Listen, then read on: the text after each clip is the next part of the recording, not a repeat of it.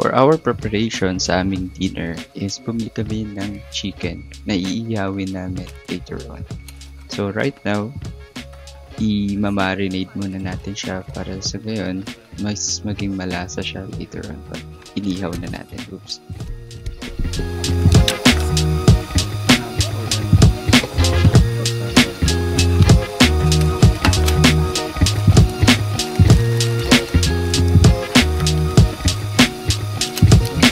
Gamitin mo ba ito?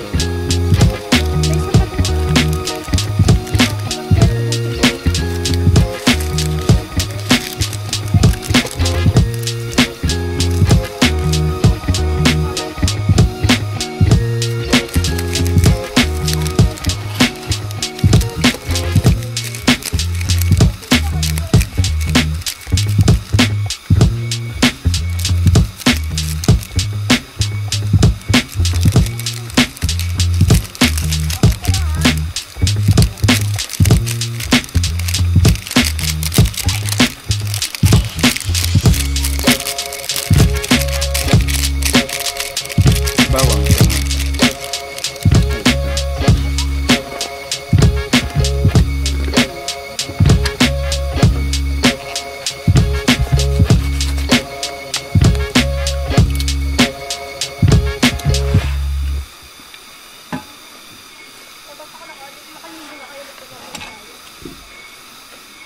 Lubog mo pa. Lubog mo pa. Tira lang tayo para sausawan. Oo. Enough, stop.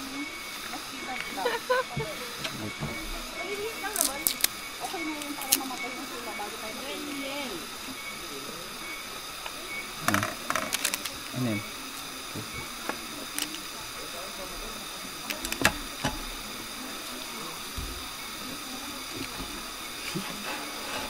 Huwag ka sa gilid kasi andun yung ano. Kaya nga eh.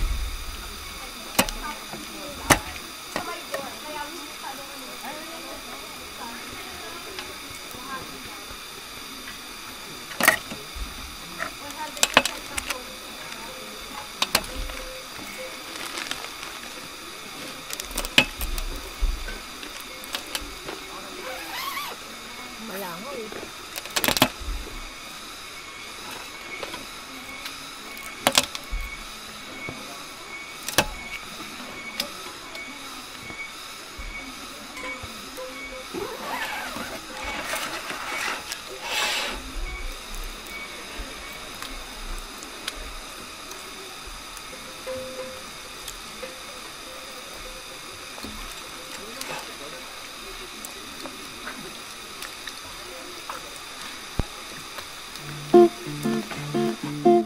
Since habang nagmamarinate tayo ng ating food for our dinner, so sinamantala na namin yung time na to para mag-swimming since kakaunti na lang yung mga tao nagsiswimming sa area na to. And napakalamig ng tubig and ang sarap mag-relax after a long ride.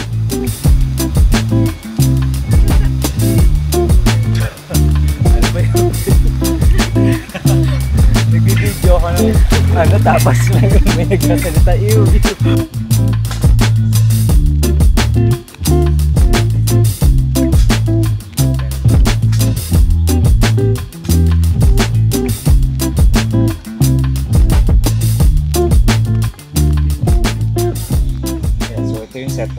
natin. Dito yung naging ihawan natin. So dito kami ngayon sa Camp Awol. And ang pinili namin na accommodation is yung, ano ba to? Tent pitching. Yan, so yun yung napili natin. Though, tent pitching siya, meron kayong platform na lugar or kung saan kayo pwede mag-set up. And then, well, meron din siyang saksakan, meron ding wifi, and also, meron kayong ilaw. So, medyo hindi ka na mamumblema dun sa mga necessity na kailangan mo na pag nandito ka. So, ang problemahin mo na lang is yung food mo. Kung gusto mo magluto, ayan, like us, is, plan namin is mag-ihaw ng manok. So, yun yung ginagawa ko ngayon. So, nagpapabaga ako. So, bumili kami ng manok before kami pumunta dito. Para pagdating dito is, marinate and yan, luto. So, may mga, din sila, mga common area which is yung pwede kayo mag-CR, maayos yung CR nila. Also, meron silang mga hugasan. Gusto nyo maghugas ng mga plato or maghugas ng mga pagkain before lutuin, mga ganun. So, pwede. Meron silang ganong area dito. So, aside from tent pitching is, bali yung area na to is yun yung tinatawag nilang tent city. Kasi, ayan, marami siyang, merong itong area namin na pinili is malapit dito sa forest. Well, yung sa kabilang side, yun na nakikita nyo in the background, is, yun yung malapit sa ilog. Both is maganda. And, I think may enjoy mo siya pag nandito na kayo. So, ayan. Medyo malakas na yung baga ng natin. Yeah.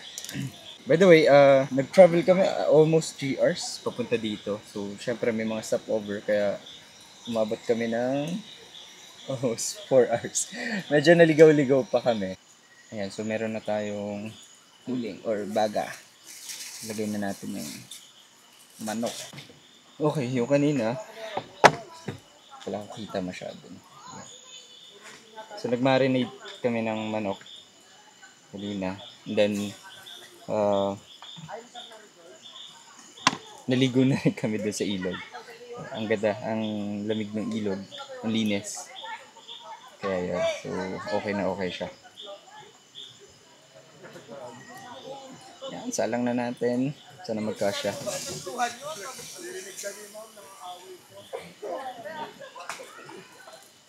Okay, well, ano lang naman ang lagay natin? Kalamansi. Tapos, lagyan natin ng bawang. Then, magic syrup. So, yan na muna. Saing na rin tayo. Pagsabayin ko. Okay, dito na rin tayo magsasaing. Ayan, so bago lang kami sa camping. Pagka-camp. So, ito pala yung mga items na meron kami. Hindi pa kami expert when it comes to setting up our camp. So, kanina nag-struggle kami kung paano i-set up yung natin, yung main cover natin, no? Wait, paano to? Pag ikot mo, baba mo yung isa. Ay. Ayan. Gaano ko lakas? Huwag masyadong malakas kasi masusunod. Ito? So, open ko ba? Hindi ko masyado makita yung apoy. Ayan. Ayan. Ha? Okay na? Parang ang lakas ng apoy natin sa... Okay. Nasa na yung sunog. Sunog na. Perfect. Habang nasusunog ang ating nilulutong manok, well, prepare na tayo ng ating sausawan. For our sausawan, well, dato puti na soy sauce, and then mga sile na marami, and then kamatis and sibuyas. So, ikat lang natin yan. Then, paghaluin.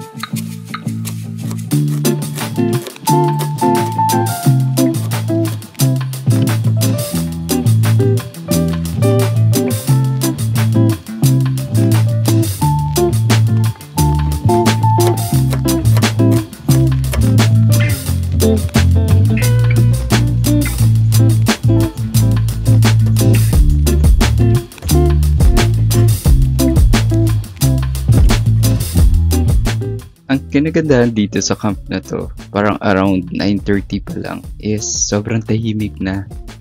So, makakatulog ka talaga at makakapagpahinga ka kasi medyo strict talaga sila sa rules nila na 10 PM is quiet time na.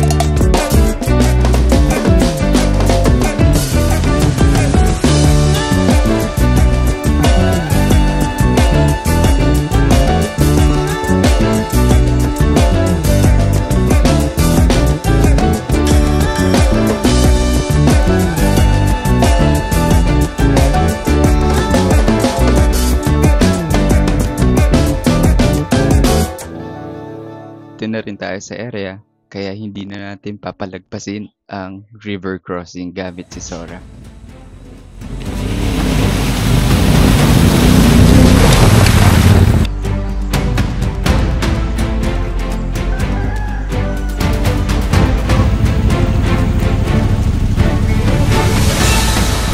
Okay, pupunta na kami sa falls dito sa Camp Bohol.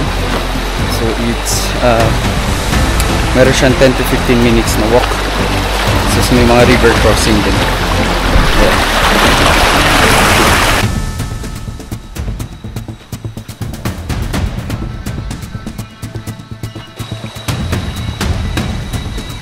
Ang daang papuntang falls ay hindi naman ganun kahirap, halos patag lang din yung mga daan. Ngunit, kailangan mag-ingat kasi may mga madudulas na bato gawa ng dahil sa lumot.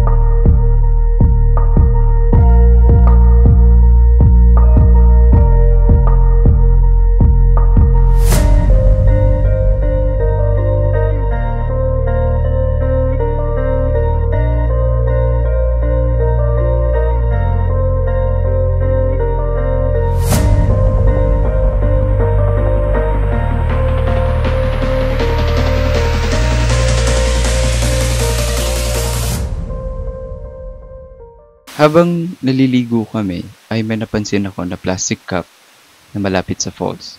So binambuti ko na rin na kunin ito at itabi or itapon pagkabalik namin dun sa campsite. Sana panatilihin natin malinis ang ating kapaligiran. Sa gayon, ma-enjoy rin ito ng iba. Maging responsable sana tayo sa ating mga basura.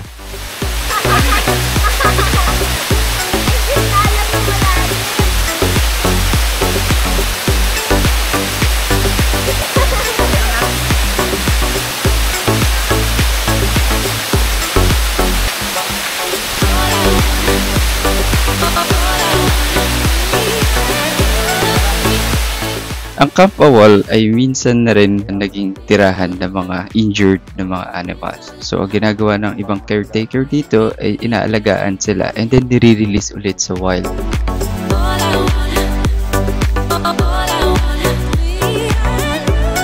At isa na sa example na to, ang wild chicken na to. O yung tinatawag nilang labuyo. Kukumpara mo sa katabi niyang manok. Hindi na rin namin pinalagpas ang mga amenities na meron sila dito, gaya ng rock wall climbing, itong hanging bridge na napakahaba, meron din silang spider web, meron sila in-offer na mga packages na pwede nyong i-avail kung gusto nyong matry yung mga activities na to. Isa sa mga nagustuhan ko dito sa site na to is hindi nila inalter masyado yung contour ng lupa. Which is, nag-build sila ng mga pathwalk or mga concrete blocks na tapak. And hindi nila masyado hinukay yung lupa, kundi sinunod nila yung contour ng lupa. Na kung saan is talagang aakyat baba ka. I like this about this pathwalk is may spacing siya. So, yung water from other areas is nagpa-pass through lang siya. So, hindi niya binablock yung water.